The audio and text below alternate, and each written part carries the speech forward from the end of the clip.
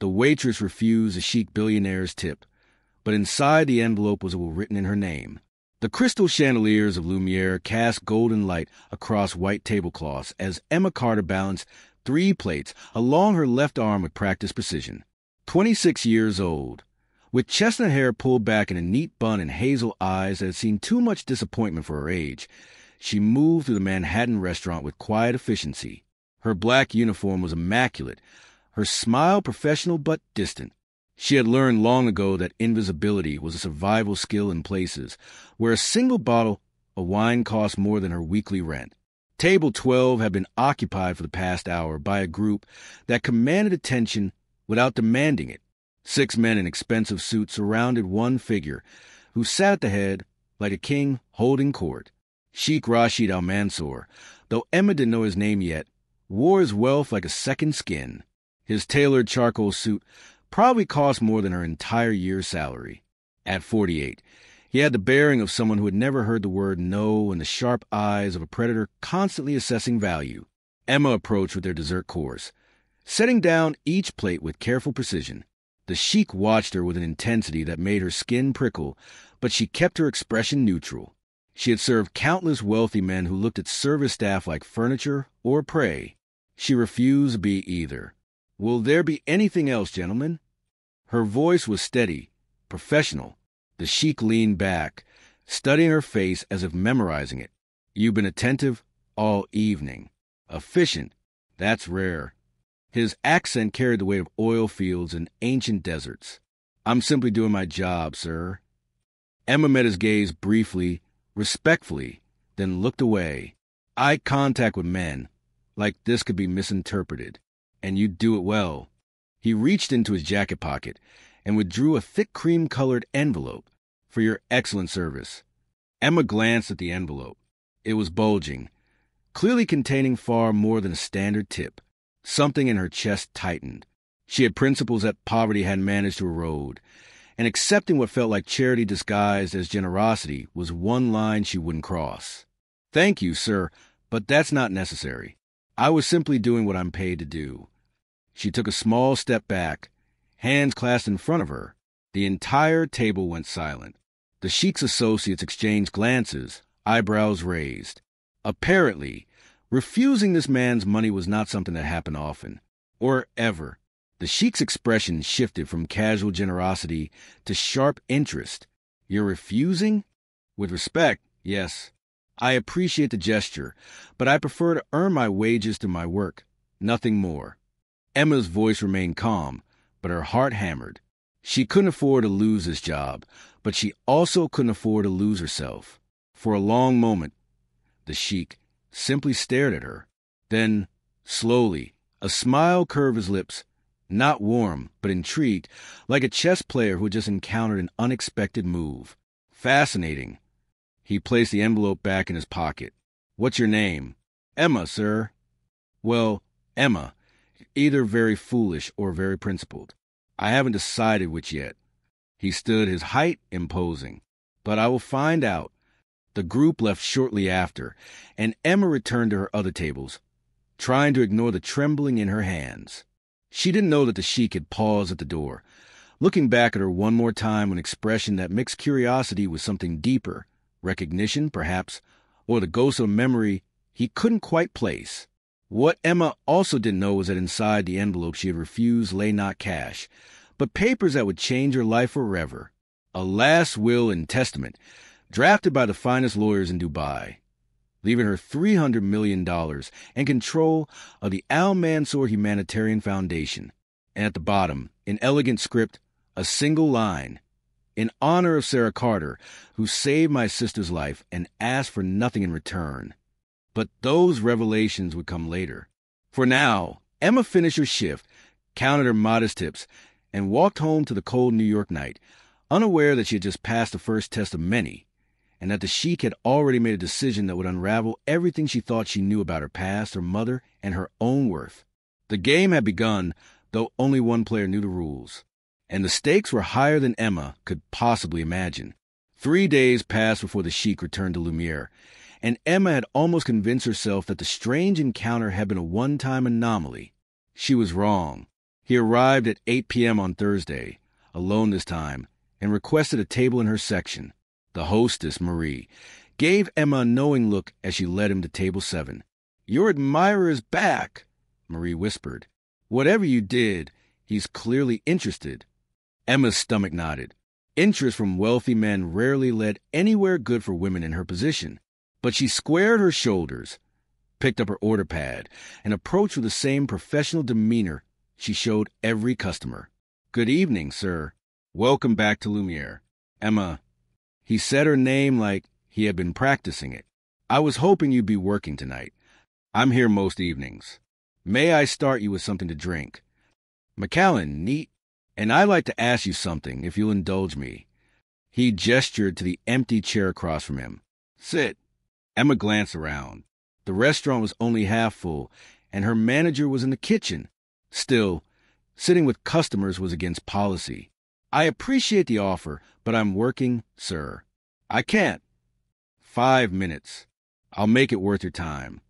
He pulled out the same cream envelope from 3 nights ago. "And before you refuse again, I'm not offering you money. I'm offering you a conversation. Surely your principles allow for that." There was something in his tone, not mockery, but genuine curiosity. That made Emma hesitate, against her better judgment. She sat, perching on the edge of the chair, ready to stand at any moment. "Why did you refuse my tip?"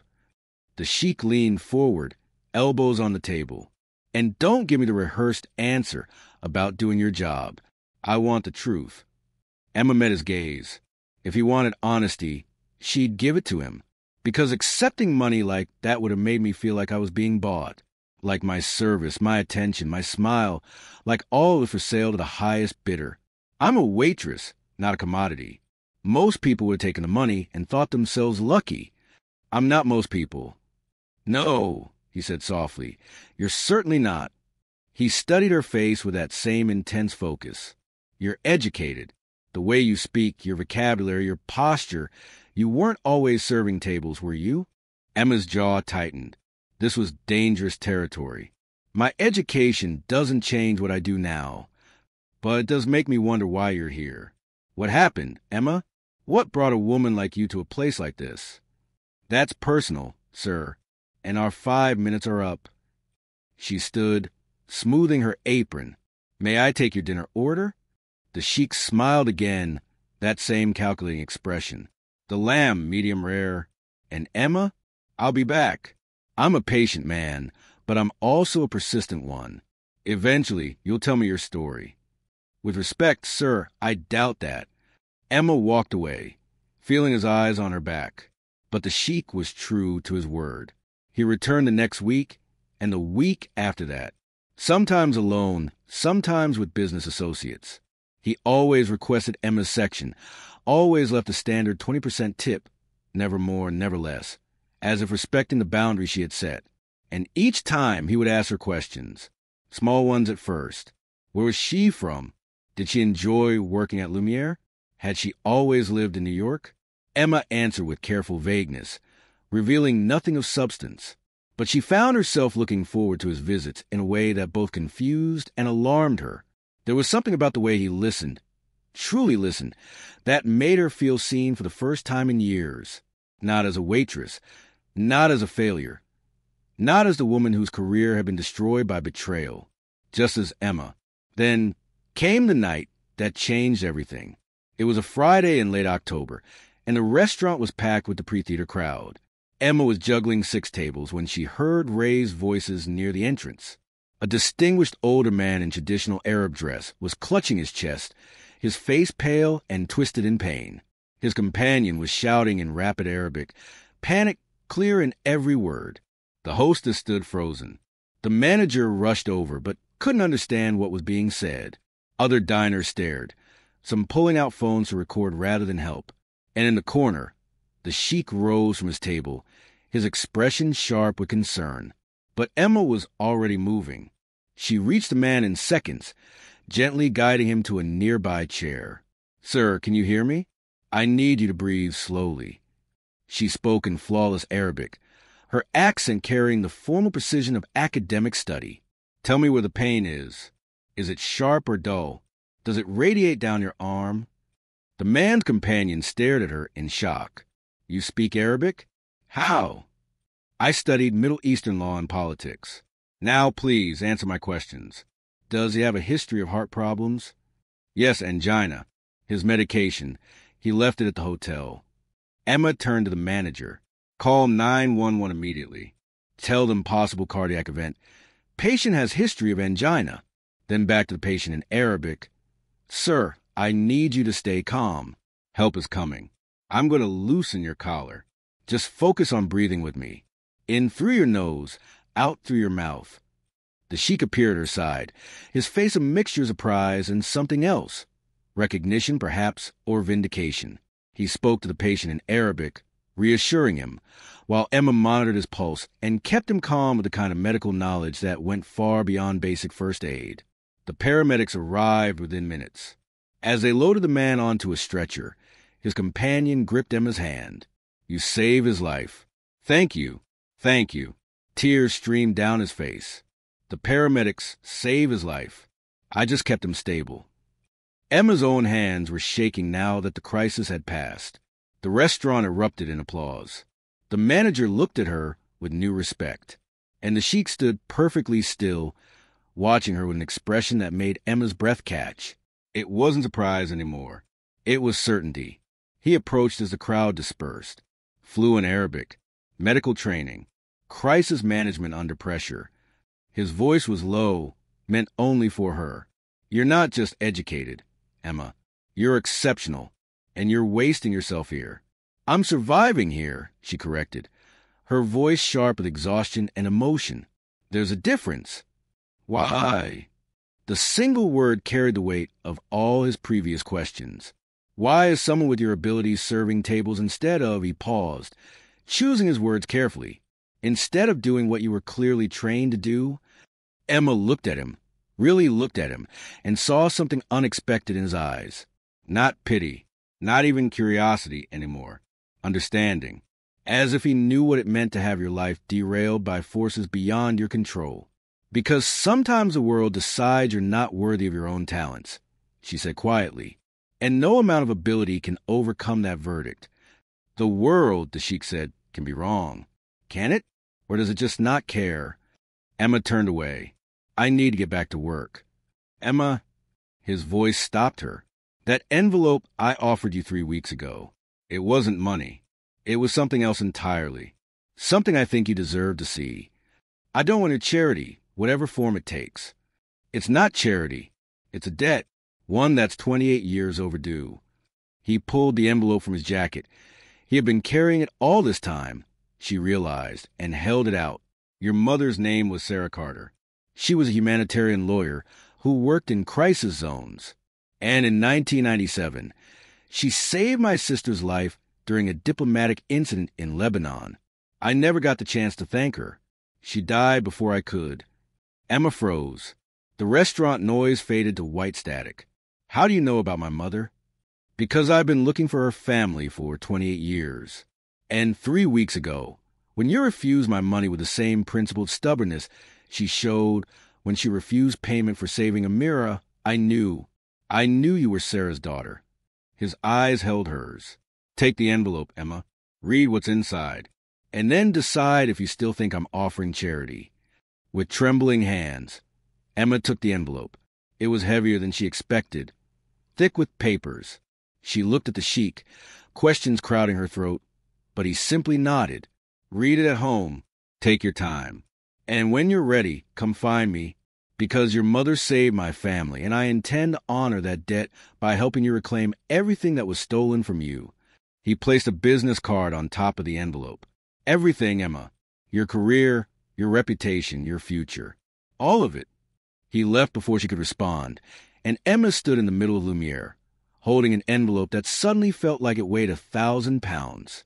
Around her, the restaurant returned to normal. Diners ate. Servers moved. Life continued. But for Emma, everything had just shifted on its axis. She didn't open the envelope that night, or the next day. It sat on her tiny apartment's kitchen table, cream-colored and ominous, while Emma tried to process what the Sheikh had told her. Her mother, Sarah Carter, had died when Emma was 5 years old. A car accident, sudden and senseless. Emma's memories of her were fragments: warm hands, a gentle voice, the smell of jasmine perfume. Her father had raised her alone, working 2 jobs, and had passed away from cancer when Emma was 22, just as she was finishing her master's degree. She had no family left. No one who remembered Sarah Carter, except through Emma's own fading recollections. And now this stranger, this billionaire Sheikh, was telling her that her mother had saved his sister's life, that he had been searching for her family for nearly 3 decades. It seemed impossible. It seemed like a fairy tale. But the Sheikh's eyes when he spoke about her mother had held something that couldn't be faked: gratitude, grief, and the weight of an unpaid debt. On the 3rd day, Emma finally opened the envelope. Inside were 3 documents. The first was a photograph, old and slightly faded. It showed a young woman with Emma's eyes and a bright smile, standing next to a teenage girl in a hospital bed. The girl was smiling too, one arm in a cast, but alive. On the back, in neat handwriting, Sarah Carter and Amira Al-Mansour, Beirut, 1997. Emma's breath caught. That was her mother, younger than Emma remembered, but unmistakably her. The second document was a detailed account, written in formal Arabic and translated to English, describing how Sarah Carter, working with an international humanitarian organization, had negotiated the release of Amira Al-Mansour from a militia group that had taken her hostage during a border conflict. Sarah had walked into a war zone, unarmed and alone, and had talked her way past armed men through sheer force of will and legal expertise.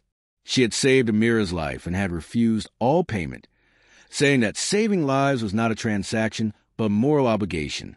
And the third document was a last will and testament, dated 3 months ago, in which Sheikh Rashid Al-Mansour bequeathed to Emma Carter the sum of $300 million, controlling interest in the Al-Mansour Humanitarian Foundation, and a personal letter explaining that this was not charity, but justice, a debt owed to Sarah Carter, paid to her daughter, so that Emma could continue the work of helping others that her mother had started. Emma read the will 3 times, certain she was misunderstanding. $300 million. A foundation. All of it left to her. A waitress who could barely afford her rent. A woman whose career had been destroyed, whose reputation had been shattered, whose life had been reduced to serving tables and surviving day by day. The letter was handwritten in elegant script. Dear Emma, by the time you read this, you will have refused my money at least once, because that is who Sarah Carter's daughter would be. Someone who cannot be bought, only earned. Your mother saved my sister when no one else would. She walked into danger without hesitation and asked for nothing in return. I have spent 28 years trying to find a way to honor that sacrifice. When I discovered you 3 months ago, working at Lumiere, I knew what I had to do. This money, this foundation, it is not a gift. It is your inheritance. Not from me, but from your mother, whose legacy of courage and compassion lives on in you. Use it to reclaim your life. Use it to help others. Use it to become who you were always meant to be. You have already proven your worth by refusing what others would have taken without question. Now, let me prove mine by giving you the tools to fight back against whatever brought you to that restaurant. You are not alone anymore, Emma. You have family. You have resources. And you have an ally who will stop at nothing to see justice done. When you're ready, call me. We have much to discuss. With deepest respect and gratitude, Rashid Al-Mansour. Emma sat at her kitchen table as dawn broke over New York, the document spread before her, tears streaming down her face. For the first time in 4 years, since Marcus Thornton had stolen her research, destroyed her career, and left her with nothing, she felt something she had thought was lost forever. Hope.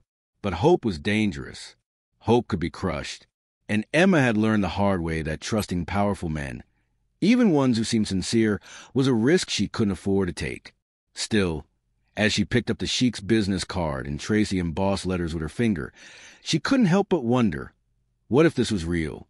What if, after years of being invisible, someone finally saw her, not as a waitress, not as a victim, not as a failure, but as Sarah Carter's daughter, worthy of the legacy her mother had left behind? The sun rose higher, painting her small apartment in shades of gold. And Emma made a decision. She would call the Sheikh. She would hear what he had to say. But she would not be naive. She would not be foolish. She would protect herself, guard her heart, and verify every word he said. Because if there was even a chance that she could reclaim her life, fight back against Marcus, and honor her mother's memory, then she had to take it. Even if it meant trusting a billionaire sheik who had appeared in her life like something out of a dream, or a very complicated trap. Emma called the number on the business card at exactly 9 a.m. on Monday morning. A crisp female voice answered on the second ring. Al-Mansour Enterprises. How may I direct your call? I'd like to speak with Sheikh Rashid Al-Mansour, please. My name is Emma Carter. There was a brief pause and, "One moment, Miss Carter. He's been expecting your call." Before Emma could process that statement, the line clicked and a familiar voice came through. "Emma, I'm glad you called. I read the documents." Her voice was steadier than she felt. "I have questions. I would be disappointed if you didn't. Are you free this afternoon? I'd prefer to discuss this in person." Emma glanced at her work schedule. She was supposed to be at Lumiere by 4. "I have a shift at call in sick." It wasn't a command, but it wasn't quite a suggestion either. What we need to discuss is more important than one evening of work. And Emma, if you decide to move forward with this, you'll never need to work at that restaurant again, unless you choose to. That should have sounded presumptuous. Instead, it sounded like a promise. Where and when? My hotel, the Peninsula, Suite 2400, 2 p.m. I'll have my assistant send a car for you. I can take the subway. I'm sure you can. But humor me. After 28 years, I'd like to ensure you arrive safely. There was warmth in his voice now, something almost paternal. And Emma, bring questions. Bring skepticism. Bring whatever armor you need to feel safe. But please bring yourself. The real you, not the waitress who hides behind professionalism. I want to meet Sarah Carter's daughter. The line went dead before Emma could respond. At exactly 1:30 p.m., a black Mercedes pulled up outside Emma's apartment building. The driver, a professional woman in her 40s, greeted Emma with a warm smile and opened the door. The interior smelled of leather and subtle cologne. Emma, in her best dress, a simple navy sheath that had seen better days, felt distinctly out of place. The Peninsula Hotel was a kind of establishment where Emma's monthly rent wouldn't cover a single night's stay. The lobby dripped with old-world elegance, all marble and crystal and hushed conversations. The elevator to the 24th floor was so smooth she barely felt it move. Suite 2400 was not a room. It was an apartment. Floor-to-ceiling windows overlooked Central Park. The autumn trees a riot of gold and crimson. The furnishings were elegant but understated. And the Sheikh stood by the window, hands clasped behind his back, looking out at the city. He turned as Emma entered, and she saw him differently now. Not as a wealthy customer testing a waitress, but as a man who had carried a debt for 28 years and had finally found a way to pay it. "Emma, thank you for coming." He gestured to a seating area where tea had been laid out. Proper Arabic tea, she noticed, with dates and small pastries. "Please sit. Make yourself comfortable." Emma sat, back straight, hands folded in her lap. "I need to understand something first. Why now? You said you've been looking for my mother's family for 28 years. Why did it take so long to find me? Because your mother used her maiden name professionally, and your father moved you both to the United States shortly after her death." The trail went cold. I had investigators searching, but they were looking for Sarah Carter's family in humanitarian circles, in international law, in places where someone with her skills would naturally gravitate. He poured tea with practiced grace. They never thought to look in restaurants. "And how did you find me?" "Luck. Fate. Call it what you will. 3 months ago, I was in New York for business. A colleague recommended Lumiere. I ate and I saw you." He handed her a cup. "You have your mother's eyes. The same shape, the same color. But more than that, you have her presence. The way you move, the way you speak. There's a quiet strength there that reminded me so strongly of Sarah that I couldn't ignore it. So I had my people investigate. And when they confirmed who you were, I knew I had finally found a way to honor my debt. Emma sipped the tea. It was perfect, strong, sweet, exactly how she liked it. The will, the $300 million. That's not a debt, Sheikh Al-Mansour. That's a fortune. Call me Rashid, please. And you're right, it's a fortune. But it's also less than what your mother's actions were worth. Amira is alive today because of Sarah. She's married, has 3 children, runs a medical charity in Dubai. An entire branch of my family exists because your mother walked into danger without hesitation. How do you put a price on that? You don't, Emma said quietly. That's the point. My mother didn't save your sister for money. She did it because it was right. Exactly, which is why I'm not paying her. I'm investing in you. Rashid leaned forward, his expression intense. Emma, I know what happened to you. I know about Colombia, about your research on international petroleum contracts, about your thesis that was supposed to revolutionize how developing nations negotiate with oil companies. And I know about Marcus Thornton. Emma's cup rattled against the saucer. How? I'm a billionaire with resources you can't imagine. When I discovered who you were, I wanted to understand why Sarah Carter's brilliant daughter was serving tables instead of changing the world. So I investigated, and what I found made me furious. His voice hardened. Marcus Thornton stole your work. He published your research under his name, got you expelled from Columbia by claiming you plagiarized him, and destroyed your reputation so thoroughly that no law firm, no university, no organization would touch you. He took everything from you and built his career on the ashes of yours. Emma set down the cup before she dropped it. Why are you telling me this? I lived it. I know what he did. Because I want you to know that I know. And I want you to understand that the money, the foundation, the resources I'm offering, they're not just about honoring your mother. They're about giving you the tools to fight back, to reclaim what was stolen, to destroy the man who destroyed you. Rashid's eyes blazed with righteous anger. Marcus Thornton is about to close a $500 million deal with Petrocorp International. Using legal arguments that you developed, he's going to make partner at Whitmore and Associates. He's engaged to Senator Richardson's daughter. He's winning Emma, and that is unacceptable. Emma stood, pacing to the window. The city sprawled below, millions of people living their lives, unaware of the conversation, happening 24 floors above them. What are you proposing?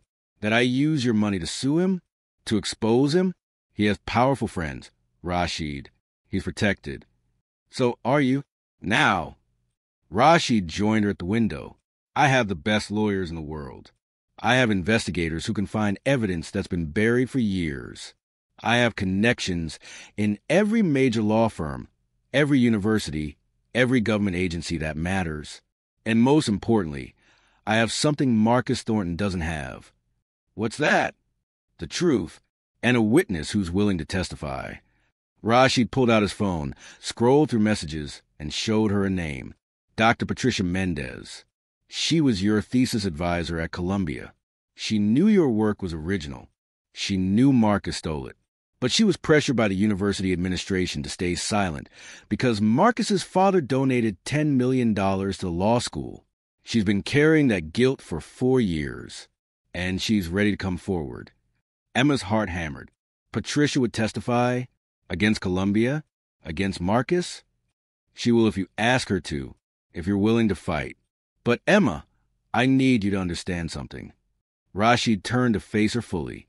This won't be easy. Marcus will fight back. He'll try to discredit you, to paint you as a bitter ex-girlfriend seeking revenge. He'll use his connections, his money, his fiancé's father's political power. It will get ugly, and you'll need to be strong enough to withstand it. I've been withstanding it for 4 years, Emma said, her voice hard.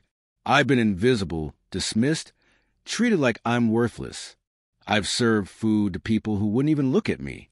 I've survived Rashid. I can handle ugly. I believe you can. But you won't have to handle it alone. He placed a hand on her shoulder, the gesture surprisingly gentle. Accept the inheritance. Take control of the foundation. Use the resources I'm offering. And let me help you take back your life. Not because you need saving, but because you deserve justice. And because your mother would want me to protect her daughter the way she protected my sister. Emma looked at him, this powerful man who had appeared in her life like an avenging angel, and felt the walls she had built around her heart begin to crack. Why do you care so much? You didn't even know me 3 weeks ago. Because I know what it's like to carry a debt you can't repay. For 28 years, I've lived with the knowledge that I owed Sarah Carter everything and could give her nothing. Now I can. Through you. His voice softened. And because when I look at you, I see someone who refused to be bought, who saved a man's life without hesitation, who has maintained her integrity despite losing everything. You remind me that there are still people in this world worth fighting for.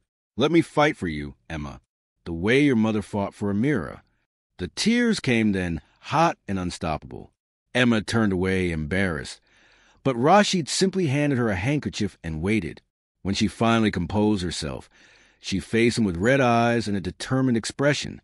If I do this, if I accept the inheritance and go after Marcus, I need to do it my way. I won't be a puppet. I won't be controlled. I make the decisions. Agreed.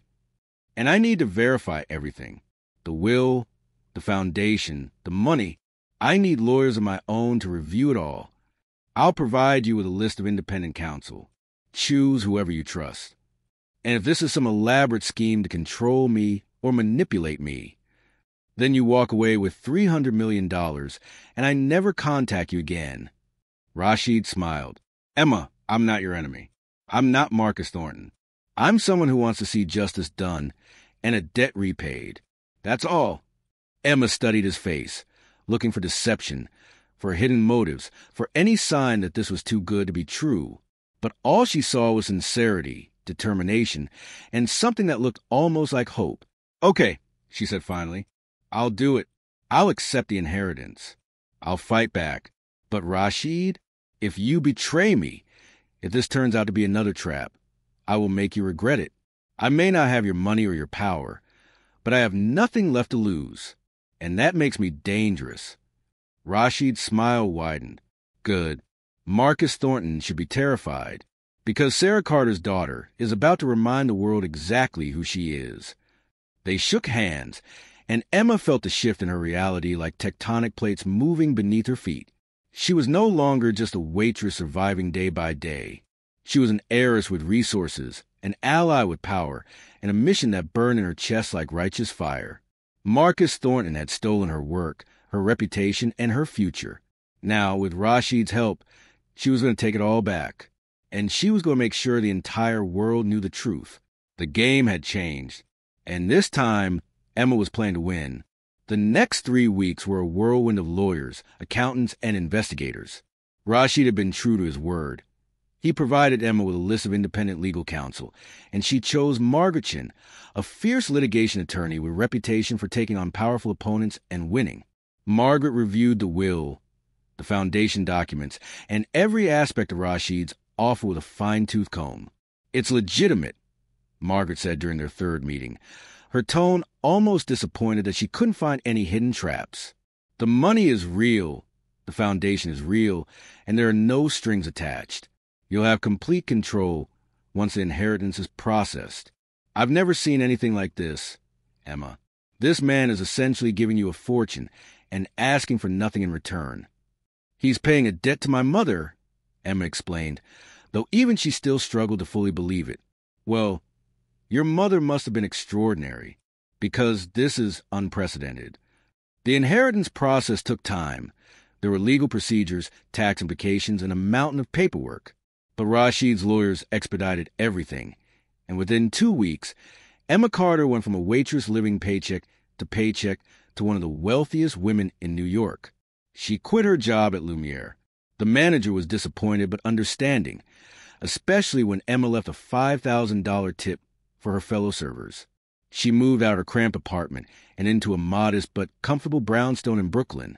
Nothing ostentatious, but a space that felt like home rather than just shelter. And then, with Margaret's help, she began building her case against Marcus Thornton. Dr. Patricia Mendez was the first piece of the puzzle.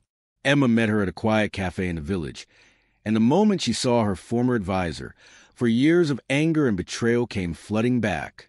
Patricia looked older, more tired, with guilt etched into every line of her face.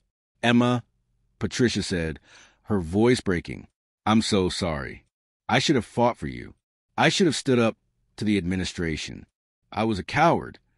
Emma wanted to rage at her, to demand why Patricia had stayed silent while Emma's life was destroyed. But she also understood the pressure of institutional power, the fear of losing everything by speaking truth to authority. So instead, she said, "You can make it right now. Will you testify?" "Yes. God, yes. I'll tell them everything. How your research was original, how Marcus had access to your files, how the university pressured me to support their narrative because of his father's donation. I'll burn my career to the ground if it means clearing your name." "You won't have to burn anything," Emma said quietly. "Rashid's lawyers will protect you, but I need you to be strong. Marcus will try to discredit you. Let him try. I've been living with this guilt for 4 years. It's time to tell the truth." With Patricia's testimony secured, the investigation expanded. Rashid's team of forensic accountants and digital investigators began digging into Marcus's career, looking for evidence of the theft. They found emails that Marcus had deleted but that still existed on Columbia's servers. They found drafts of Emma's thesis with her digital signature and timestamps proving she had written them months before Marcus published his work. They found witnesses, classmates, professors, even Marcus's own research assistant, who were willing to confirm that Marcus had been obsessed with Emma's research and had pressured her to share her files. But the most damning evidence came from an unexpected source. Marcus's ex-girlfriend from law school, a woman named Jennifer Reeves, contacted Emma directly after hearing through the legal grapevine that Emma was building a case. "He did the same thing to me," Jennifer said during their phone call. "Not with research, but with a case I was working on for a clinic. He stole my arguments, presented them as his own, and got the credit. I didn't fight back because I was afraid of his father's connections. But if you're going after him, I want to help. I'll testify. I'll provide documentation. Whatever you need." Emma felt a surge of vindication mixed with rage. Marcus wasn't just a thief. He was a serial predator who had built his entire career on stealing from women he thought were too weak or too afraid to fight back. "He picked the wrong woman this time," Emma told Jennifer. "We're going to destroy him." Throughout all of this, Rashid was a constant presence. Not overbearing, not controlling, but supportive in a way Emma had never experienced. He attended meetings when she asked, stayed away when she needed space, and provided resources without demanding credit. He introduced her to influential people in the legal and humanitarian worlds, opening doors that had been slammed in her face 4 years ago. And slowly, carefully, Emma began to trust him, not blindly, but with a cautious hope of someone who had been burned before and was learning to believe in warmth again. They had dinner one evening at his suite. Nothing romantic, just a working meal to discuss strategy. But as they talked about the case, about the foundation, about Emma's plans for the future, the conversation drifted to more personal territory. "Why did you never marry?" Emma asked, then immediately regretted the intrusive question. "I'm sorry that's too personal." "No, it's fine." Rashid poured more wine. "I was married once, briefly, in my 20s. An arranged marriage that pleased our families but left both of us miserable. We divorced amicably after 2 years. Since then, I've been too focused on business, on building the empire my father started, to think about personal relationships, and perhaps too guilty." "Guilty? About Amira, about your mother. I was 20 years old when Sarah saved my sister. I was arrogant, entitled, convinced that money could solve any problem. And then I watched your mother walk into a situation that terrified trained soldiers, armed with nothing but words and courage. She showed me that real power isn't about wealth or force. It's about conviction. And when she died, before I could thank her, before I could learn from her, I felt like I had failed, like I had wasted the gift she gave my family." Emma reached across the table and touched his hand. "You didn't fail. You spent 28 years trying to honor her memory. That's not failure, Rashid. That's devotion." He looked at her hand on his, then met her eyes. "You're very much like her, you know. The same strength, the same refusal to compromise your principles. When you refused my money that first night, I saw Sarah standing in front of me, telling me that saving lives wasn't transaction. It was like the universe was giving me a second chance. To pay a debt, to do the right thing. Finally, he turned his hand over, gently holding hers. Emma, I want you to know that whatever happens with Marcus, whatever you decide to do with the foundation, with your life, I'm here, not as an obligation, but as a friend. You're not alone anymore. Emma felt something shift in her chest, a warmth that had nothing to do with the wine. I've been alone for so long, I'm not sure I remember how to be anything else. Then let me remind you. Rashid's thumb traced gentle circles on her palm. You're brilliant, Emma. You're strong. And you deserve to be surrounded by people who see that, who celebrate it, who would never dream of stealing from you or diminishing you. For a moment, Emma let herself imagine what it would be like to trust completely, to let someone in without fear of betrayal. But the scars Marcus had left were still too fresh, and she gently withdrew her hand.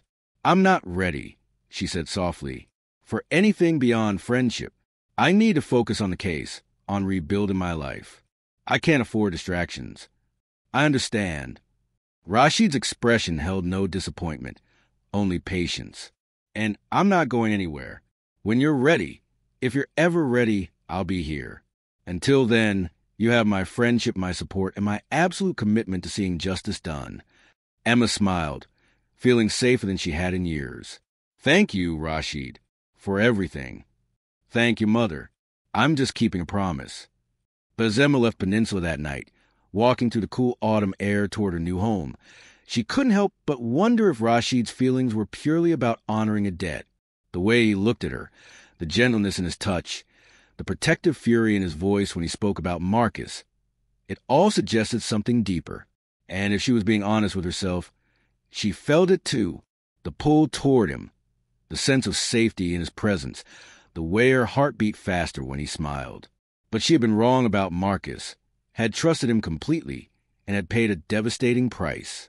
She couldn't afford to make that mistake again, so she would focus on the case, on reclaiming her reputation, on making Marcus Thornton pay for what he had done.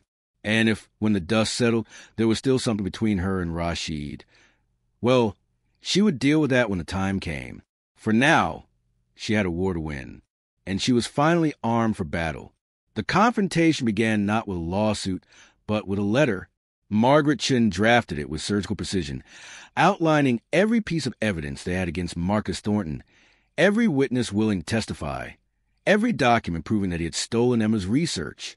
The letter gave Marcus two options: publicly admit to the plagiarism, return all professional gains obtained to the stolen work, and face professional sanctions, or go to trial and have everything exposed in excruciating public detail.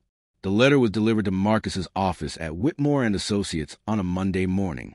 By Monday afternoon, Emma received a response, not from Marcus, but from his lawyer, a shark named David Kellerman, who specialized in making problems disappear.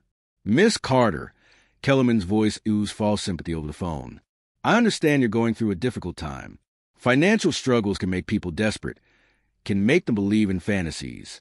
But accusing my client of plagiarism 4 years after the fact, when you were expelled from Columbia for that very offense, is not going to end well for you. Emma kept her voice level. I have evidence, Mr. Kellerman. Emails, timestamps, witness testimony. I have Dr. Patricia Mendez willing to testify that the university pressured her to support Marcus's version of events. I have digital forensics proving that I wrote that research months before Marcus published it. This isn't a fantasy. It's the truth. The truth is that you're a disgraced former student with an axe to grind. And now, conveniently, you found a wealthy benefactor willing to fund your vendetta. How much is Sheikh Al-Mansour paying you to make these accusations? Or is there a more personal arrangement between you two? Emma's grip on the phone tightened. Be very careful, Mr. Kellerman. Defamation works both ways. I'm simply stating facts. You were expelled for plagiarism. Marcus Thornton is a respected attorney about to make partner. He's engaged to Senator Richardson's daughter. He has a spotless reputation. And you're a waitress.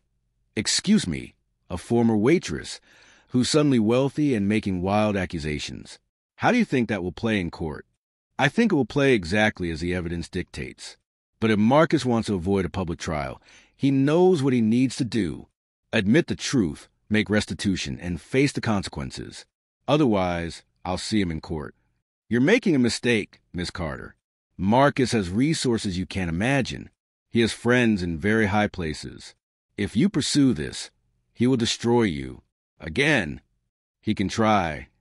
Emma ended the call, her hands shaking with rage. Rashid, who had been sitting across from her during the conversation, looked grim. He's going to fight. Of course he is. Men like Marcus never admit fault. They double down, they attack, they try to bury the truth under money and connections. Emma stood, pacing. But we have something he doesn't. What's that? The truth, and people who are willing to speak it, no matter the cost. She turned to face Rashid. He's going to come after me. He's going to try to paint me as a gold digger, as your mistress, as someone making false accusations for money. Are you prepared for that? For your name to be dragged through this? Rashid stood, crossing to her. Emma, I've been in business for 30 years. I've faced hostile takeovers, smear campaigns, and assassination attempts. Marcus Thornton and his lawyer don't frighten me. Let them come. Let them try to discredit you. Every attack they make will only prove how desperate they are. This is going to get ugly. I know, but ugly doesn't mean wrong. And I'm not going anywhere. He placed his hands on her shoulders, his gaze steady. We're in this together. Whatever Marcus throws at us, we face it together. Understood. Emma nodded, drawing strength from his certainty. Understood. The next move came faster than expected.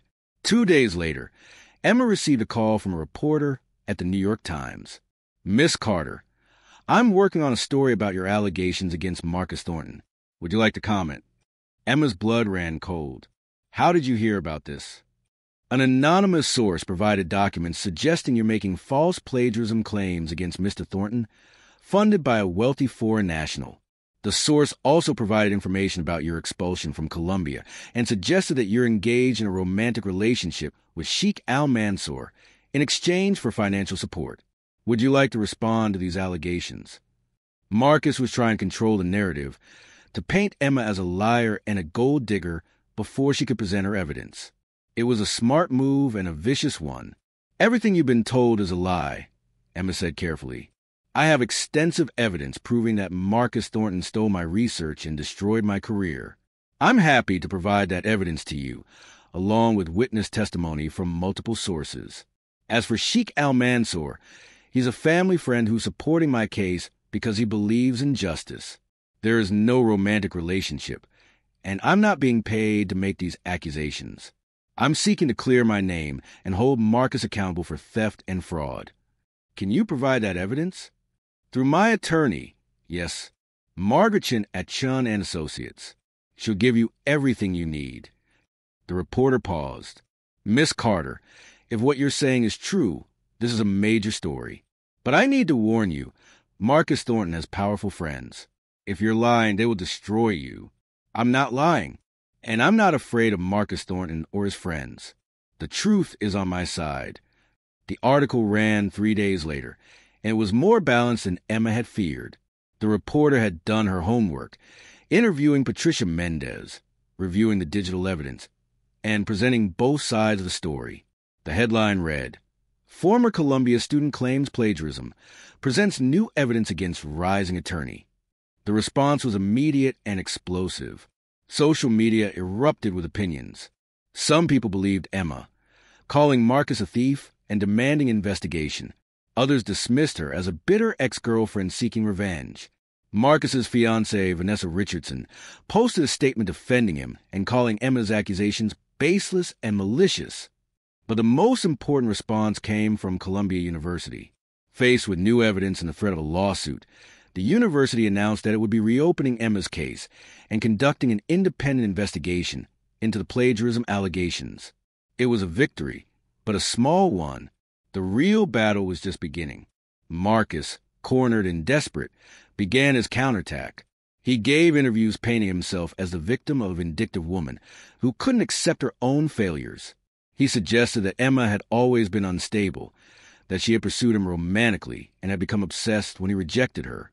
He implied that Rashid was manipulating her, using her as a pawn in some larger game. And then he made his biggest mistake. He held a press conference where he not only denied the plagiarism but attacked Emma's character, calling her a failed student with delusions of grandeur and suggesting that she had sold herself to a foreign billionaire in exchange for funding her false accusations. The words were calculated to humiliate, to destroy, to reduce Emma to nothing, and they might have worked if Emma had been the same broken woman she was 4 years ago. But she wasn't. She was Sarah Carter's daughter, and she had learned from the best how to face down powerful men with nothing but truth and courage. Emma called her own press conference the next day, standing in front of cameras, flanked by Margaret Chun, and with Rashid sitting quietly in the back of the room. She told her story, not with anger or bitterness, but with calm, devastating precision.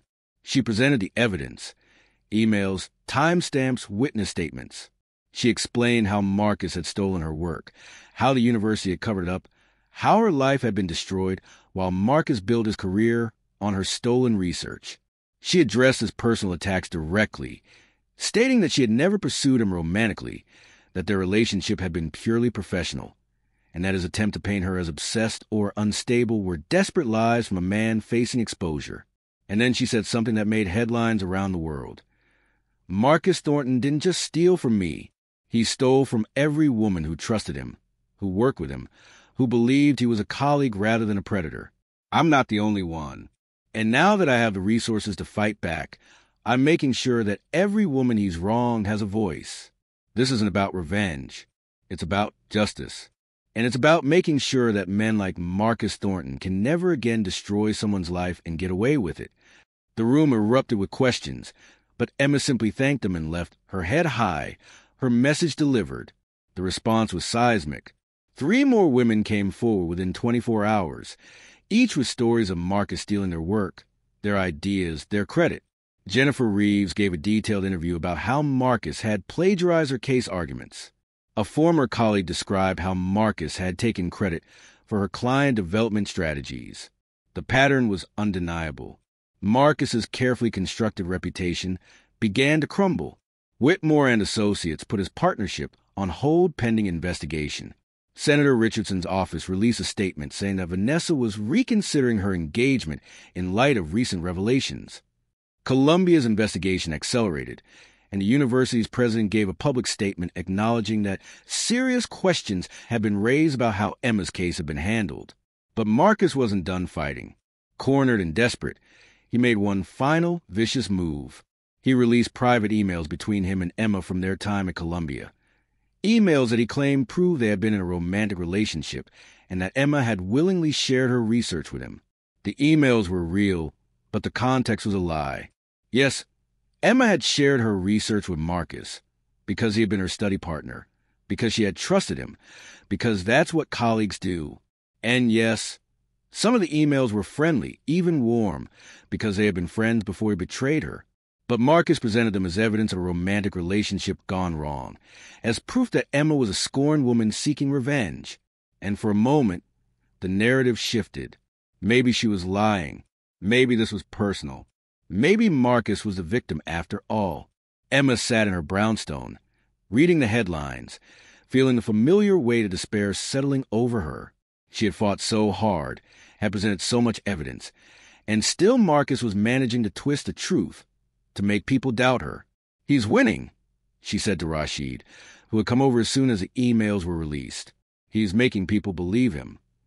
No, he's not. Rashid sat beside her, his voice firm. He's desperate. This is what desperate men do. They lash out, they lie, they try to drag their accusers down with them. But Emma, you have something he doesn't. What? The truth, and people who believe in you. He took her hand. Patricia believes in you. Jennifer believes in you. Those other women believe in you. Margaret believes in you. I believe in you. And most importantly, you believe in yourself. Don't let Marcus take that away from you. Not again. Emma looked at him. This man who had appeared in her life like a guardian angel, who had given her the tools to fight back, who had stood by her through every attack and every setback. And she realized something that both terrified and exhilarated her. She was falling in love with him, not because he was wealthy or powerful, but because he saw her, really saw her, not as a victim, not as a project, not as a debt to be paid, but as Emma, strong, flawed, brilliant, wounded Emma, and he valued her for exactly who she was. "Rashid," she said softly, "why are you really doing this? And don't say it's about my mother. This has become more than that." He was quiet for a long moment, his thumb tracing circles on her palm. "You're right. It started as a debt to Sarah.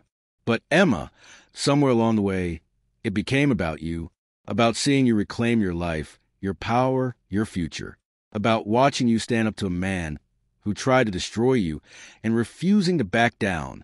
You're extraordinary. And yes, I care about you. More than I probably should, given the circumstances." "I care about you too," Emma admitted, "but I'm scared. Marcus made me believe he cared, and then he destroyed me. How do I know?" "You don't," Rashid interrupted gently. "You can't know. Trust is always a risk, Emma. But I'm not Marcus. I'm not going to steal from you, or betray you, or try to diminish you. I'm going to stand beside you, support you, and celebrate every victory you achieve.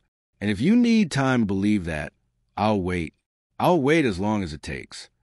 Emma leaned her head on his shoulder, feeling safe for the first time in years. "Thank you for everything. Thank your mother. She taught me what real courage looks like." He kissed the top of her head, a gesture so tender it made Emma's heart ache. "Now let's finish this. Let's make Marcus Thornton face the consequences of his actions. And then, when it's over, we'll figure out what comes next. Together." Emma nodded, drawing strength from his presence.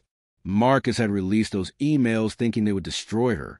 Instead, they had only made her more determined, because she wasn't alone anymore.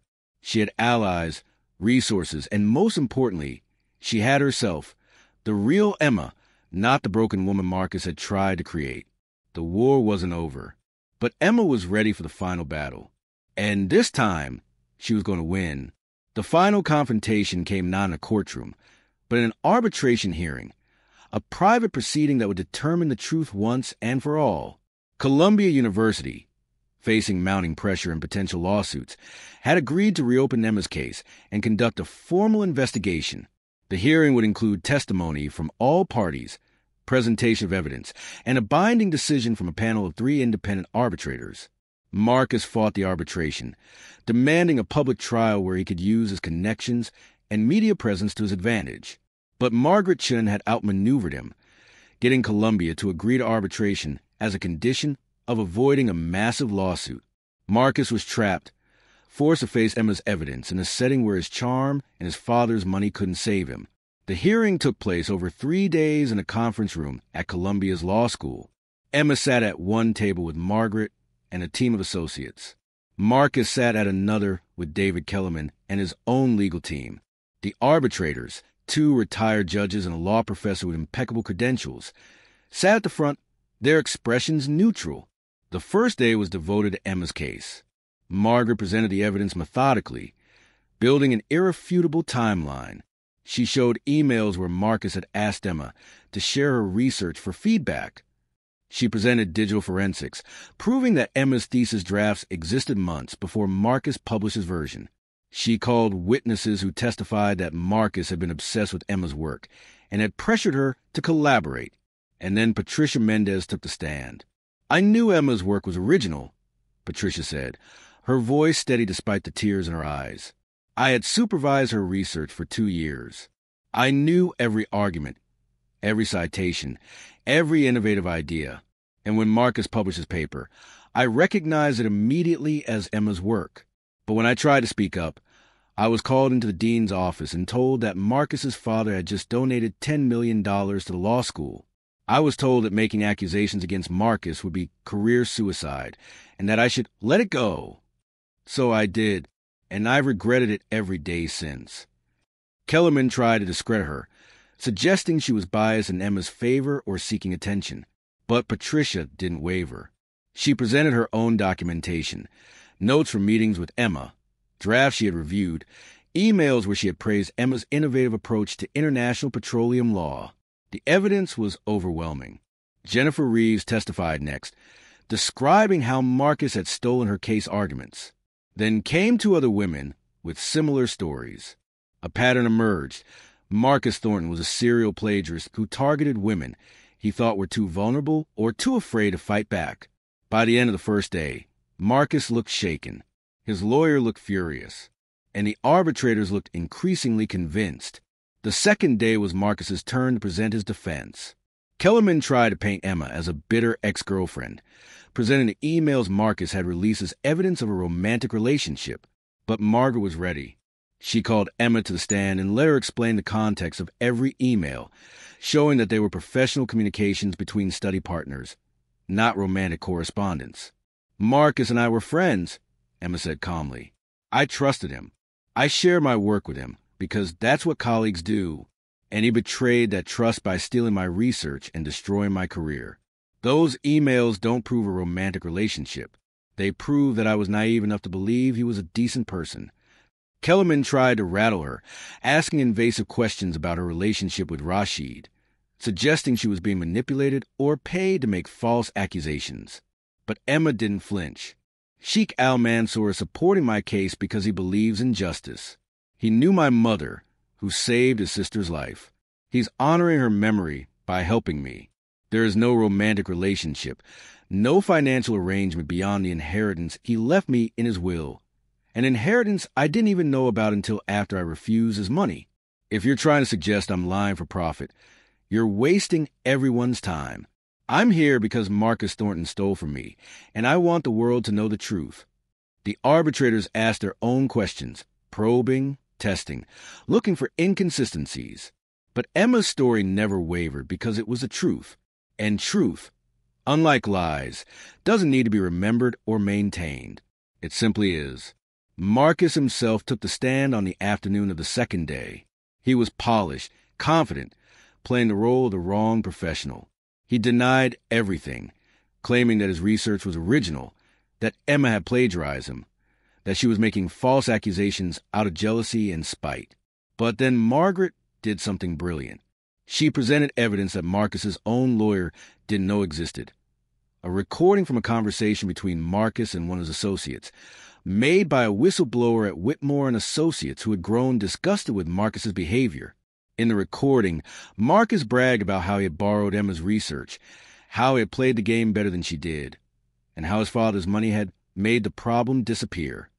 He laughed about how Emma had been too naive to protect herself, and how he had dodged a bullet when she was expelled instead of him. The recording played in the silent conference room, and Emma watched Marcus's face turn white. Kellerman objected, claiming the recording was obtained illegally. But the whistleblower testified that he had recorded the conversation in a state where only one-party consent was required, making it perfectly legal. Marcus's defense crumbled. He tried to claim the recording was taken out of context, that he had been joking, that it didn't mean what it sounded like. But the damage was done. The arbitrators had heard him, in his own words, admit to stealing Emma's work. The third day was closing arguments. Margaret spoke with quiet passion about justice, about the importance of holding powerful people accountable, about the courage it took for Emma to fight back after years of being silenced. Kellerman tried to salvage Marcus's case, but his arguments rang hollow in the face of overwhelming evidence. And then the arbitrators deliberated. It took them less than 2 hours to reach a decision. When they returned, the lead arbitrator, a retired federal judge named Helen Morrison, read the decision with grave formality. After reviewing all evidence and testimony, this panel finds that Marcus Thornton did knowingly and intentionally plagiarize the research of Emma Carter. We find that Columbia University failed in its duty to properly investigate the original plagiarism allegations, and that Emma Carter was wrongly expelled. We hereby order the following. Emma Carter's expulsion is overturned and her academic record is cleared. Marcus Thornton's publication is to be retracted and his academic credentials obtained through the stolen research are revoked. Columbia University is ordered to issue a public apology to Emma Carter and to implement new policies to prevent similar injustices. Additionally, we are referring this matter to the New York State Bar Association for investigation into Mr. Thornton's professional conduct. The room erupted. Emma felt Margaret grip her hand, felt tears streaming down her face. Across the room, Marcus sat frozen, his career, his reputation, his entire future collapsing around him. But Judge Morrison wasn't finished. I want to add a personal note. In 30 years on the bench, I've seen many cases of injustice, but rarely have I seen someone fight back with the courage and integrity that Ms. Carter has shown. You were wronged, Ms. Carter, deeply wronged, and you refused to accept that wrong as your fate. You fought back, you told the truth, and you prevailed. I hope your victory serves as an example to others who have been silenced or dismissed. Justice may be delayed, but it is not denied. Not today. Emma couldn't speak. She could only nod, overwhelmed by emotion. She had won. After 4 years of suffering, of being invisible, of believing she would never clear her name, she had won. Rashid, who had been sitting in the back of the room throughout the entire hearing, approached as the room cleared. He didn't say anything, just pulled Emma into his arms and held her as she cried. Tears of relief, of vindication, of joy. You did it, he whispered. You took back your life. We did it, Emma corrected. I couldn't have done this without you. Yes, you could have. You're Sarah Carter's daughter. You were always going to win. I just gave you the tools to fight. They stood there for a long moment, and Emma felt something shift inside her. The fear, the doubt, the walls she had built around her heart. They began to crumble. Because Rashid had proven himself in the way that mattered most. He had stood by her, supported her, believed in her, and asked for nothing in return. He wasn't Marcus. He was a man who would steal or betray or diminish. He was someone who saw her value and celebrated it. Rashid, she said, pulling back to look at him. I'm ready. Ready for what? To trust you, to let you in, to see where this goes. She smiled through her tears. You said you'd wait as long as it took. Well, you don't have to wait anymore. Rashid's expression transformed. Hope and joy and something deeper shining in his eyes. Emma, are you sure? I don't want you to feel obligated. I'm not obligated. I'm choosing. I'm choosing you, Rashid, because you've proven that you see me, that you value me, that you'll stand beside me no matter what. And I know that I'm falling in love with you. He cupped her face in his hands, his touch gentle. I've been in love with you since the night you refused my money and looked at me like I was just another customer. You're extraordinary, Emma, and I promise you, I will spend every day proving that your trust is not misplaced. He kissed her then, soft and sweet and full of promise. And Emma kissed him back, feeling truly free for the first time in years. She had reclaimed her reputation, her career, her future. But more than that, she had reclaimed herself, and she had found someone who loved her not despite her scars, but because of the strength it took to survive them. The battle was over. The war was won. And Emma Carter, daughter of Sarah Carter, heiress to fortune and survivor betrayal, was finally, truly home. The aftermath of the arbitration decision was swift and brutal for Marcus Thornton. Within a week, Whitmore and Associates terminated his employment. The New York State Bar Association opened an investigation that would ultimately result in his disbarment. His engagement to Vanessa Richardson was called off, with the senator's office releasing a statement expressing disappointment and betrayal. The Petrocorp International deal, built on legal arguments Marcus had stolen from Emma, collapsed when the company discovered the fraud. Marcus tried to salvage his reputation, giving interviews where he claimed he was a victim of conspiracy, that Emma and Rashid had manipulated the arbitration process. But no one believed him. The evidence was too overwhelming, the recording too damning. He had been exposed, and there was no coming back from it. Emma watched his downfall with a mixture of satisfaction and sadness. She had wanted justice, and she had gotten it. But seeing Marcus lose everything didn't bring her the joy she had expected. It just felt like the closing of a painful chapter, necessary but not triumphant. Do you regret it? Rashid asked one evening as they sat in her brownstone, Reading news articles about Marcus's disbarment. Going after him so publicly? No, Emma said without hesitation. He needed to face consequences. And those other women needed to see that speaking up matters, that powerful men can be held accountable. But I don't take pleasure in his suffering. I just wanted the truth to be known. That's the difference between you and him, Rashid said. He destroyed you for personal gain. You expose him for justice. Your mother would be proud. Emma smiled, thinking about Sarah Carter, the woman she barely remembered but whose legacy had shaped her entire life. I wish I had known her better. I wish I could thank her for teaching me, even in the short time we had together, what it means to have integrity. You can thank her by living the life she would have wanted for you, by using the resources you now have to help others, by continuing her work. Rashid took her hand. Speaking of which, have you thought about what you want to do with the foundation? Emma had been thinking about little else. The Al Mansour Humanitarian Foundation had assets of over $500 million and operated programs in 30 countries. As the new director, Emma had the power to shape its mission and priorities.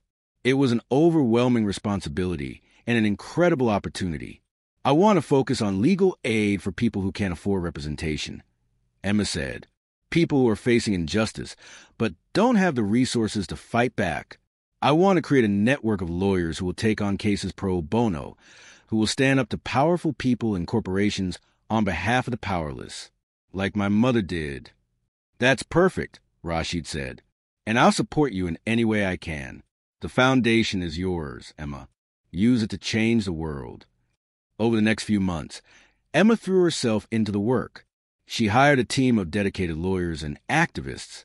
She established partnerships with law schools to create clinics where students could gain experience while helping those in need. She funded investigations into corporate fraud, environmental crimes, and human rights abuses. The foundation became known for taking on cases that others wouldn't touch, for fighting battles that seemed unwinnable. And Emma discovered that she was good at it. More than good, she was exceptional. The skills she had developed at Columbia, the research abilities Marcus had tried to steal, the strategic thinking that had helped her win her own case, all of it came together in her work with the foundation. She was finally doing what she had always been meant to do, using the law as a tool for justice. Columbia University, as part of the arbitration decision, had offered to reinstate Emma and allow her to complete her degree. But Emma declined. She didn't need their validation anymore. She had proven herself in the real world, and that was worth more than any diploma. Instead, she accepted speaking invitations at law schools around the country, telling her story and encouraging students to fight for what was right, even when the cost was high. She became a voice for survivors of academic fraud, for women who had been silenced, for anyone who had been told they were worthless and had refused to believe it. And through it all, Rashid was by her side, not as a benefactor or a savior, but as a partner. They traveled together to visit foundation projects in Africa, Asia, and South America. They worked together to identify new initiatives and solve complex problems. And they built a relationship based on mutual respect, shared values, and genuine love. One evening, nearly a year after the arbitration, Rashid took Emma to dinner at a small restaurant in the West Village. Nothing fancy, nothing ostentatious, just good food and quiet conversation. As they finished their meal, he reached across the table and took her hand. Emma, I need to tell you something. She smiled, squeezing his hand. That sounds ominous. It's not, or at least, I hope it's not. He took a deep breath. When I first saw you at Lumiere, refusing my money with such dignity and principle, I thought I was seeing your mother. I thought the universe was giving me a chance to pay a debt I'd carried for 28 years. And that's how it started. But Emma, somewhere along the way, it stopped being about Sarah and started being about you. About the woman you are, brilliant, courageous, compassionate, strong. I fell in love with you, not because of who your mother was, but because of who you are. Emma felt tears prick her eyes. Rashid, let me finish. He smiled, nervous in a way she'd never seen him. I know we've only been together for a year. I know you've been through trauma and betrayal, and you have every reason to be cautious. But Emma, I also know that I want to spend the rest of my life with you. Not as a debt to your mother, not as a benefactor or a friend, but as your husband. If you'll have me." He pulled a small box from his pocket and opened it, revealing a simple but stunning diamond ring. "Emma Carter, will you marry me?" Emma stared at the ring, at Rashid's hopeful face, at the future stretching out before them. A year ago, she had been a waitress with no hope, no future, no belief that her life could ever be more than survival. And now she was here, with a man who loved her, a career that fulfilled her, and a legacy that honored her mother. "Yes," she said, laughing and crying at the same time. "Yes, Rashid, I'll marry you." He slipped the ring on her finger and kissed her, and Emma felt a completeness she had never known. She had reclaimed her life, her reputation, her future. But more than that, she had found love, real love, the kind that didn't demand or control or diminish, but celebrated and supported and uplifted. They were married 6 months later in a small ceremony at the Foundation's headquarters, surrounded by friends, colleagues, and the women whose lives Emma had helped change. Patricia Mendez was there, tears streaming down her face as she watched her former student marry a man who had helped her achieve justice. Jennifer Reeves was there, now working as a lawyer for the Foundation. And Amira Al-Mansour, Rashid's sister, flew in from Dubai to meet the daughter of the woman who had saved her life. "Your mother was extraordinary," Amira told Emma, holding her hands. "She walked into danger to save me, a stranger, and asked for nothing. And now her daughter is doing the same thing, saving people all over the world. Sarah would be so proud of you." "I hope so," Emma said softly. "I'm trying to live up to her legacy." "You're not living up to it," Amira corrected. "You're creating your own, and it's beautiful." As Emma stood at the altar, looking at Rashid, she thought about the envelope she had refused a year ago. If she had accepted it that first night, if she had taken the money without question, she would have missed the journey. The fight, the struggle, the victory, all of it had been necessary, because it wasn't the money that had changed her life. It was a choice to fight back, to refuse to accept injustice, to believe that she was worth more than the world had told her. The envelope had contained a will, a fortune, and a promise. But what it really contained was a second chance, a chance to reclaim her life, to honor her mother, and become the woman she was always meant to be. And Emma had taken that chance and turned it into something extraordinary. 5 years after the arbitration, Emma Carter Al-Mansour stood in front of the United Nations General Assembly, delivering a speech about access to justice and the importance of legal aid for vulnerable populations. The Al-Mansour Humanitarian Foundation had grown into one of the most respected organizations in the world, operating in 70 countries and helping thousands of people fight back against injustice. Emma had become a leading voice in international law, writing papers, giving lectures, and advising governments on legal reform. Her research, the research Marcus had tried to steal, had been published under her name and had revolutionized how developing nations negotiated with multinational corporations. She had been offered positions at Harvard, Yale, and Oxford, but she had turned them all down. Her work with the foundation was too important, too fulfilling to abandon. Rashid sat in the audience, watching his wife with pride and love. They had built a life together that honored both Sarah Carter's legacy and their own values. They had homes in New York, Dubai, and London, but they spent most of their time traveling, visiting foundation projects, and working to make the world a little more just. They had also started a family. Their daughter, Sarah, was 3 years old, named after the grandmother she would never meet, but whose spirit lived on in every act of courage and compassion her mother performed. And Emma was pregnant with her second child, a son they planned to name after Rashid's father. As Emma finished her speech to thunderous applause, she looked out at the audience and felt a profound sense of gratitude. She had been given a second chance, and she had used it to create a life of meaning and purpose.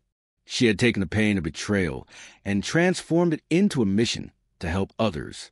She had taken the gift of her mother's legacy and built something that would outlast them all. After the speech, as they walked through the UN Plaza, Rashid put his arm around her. "Your mother would be proud, of everything you accomplished." "I hope so," Emma said, leaning into him. "But I think she'd be more proud that I didn't let Marcus destroy me, that I fought back and won." "You did more than win, Emma. You change the world. One case at a time, one person at a time. You're making sure that what happened to you doesn't happen to others. That's not just victory. That's legacy. Emma smiled, thinking about the envelope she had refused so long ago. The envelope that contained not just money, but a promise that she was worth fighting for, that justice was possible, that her mother's sacrifice had not been in vain. She had accepted that promise, eventually, and she had spent every day since proving that it was not misplaced. As they walked to the New York evening, hand in hand, Emma thought about the waitress she had been, invisible, dismissed, surviving day by day. That woman was gone, transformed by struggle and victory into someone stronger, someone who refused to be silenced or diminished. But in her heart, Emma knew that the waitress and the UN speaker were the same person, because the strength had always been there, the courage had always existed, the worth had never diminished. She had just needed someone to remind her of it, someone to give her the tools to fight back, someone to believe in her when she had stopped believing in herself. Rashid had been that someone, but more importantly, Emma had become that someone for herself. She had refused the Sheikh's tip because she knew her worth couldn't be bought, and in doing so, she had discovered that her worth was far greater than any amount of money could measure. The envelope had contained a will written in her name, but Emma had written her own destiny, and it was more extraordinary than anything she could have imagined. The end,